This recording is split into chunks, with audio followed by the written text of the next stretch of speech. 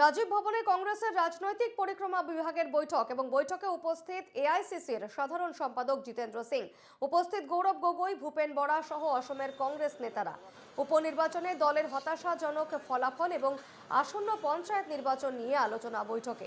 এদিনের বৈঠকে রিপুন বরাকে রাজনৈতিক পরিক্রমা কমিটির সদস্য এবং কেন্দ্র পুনর্গঠন কমিটির অধ্যক্ষের দায়িত্ব দেওয়া হয়।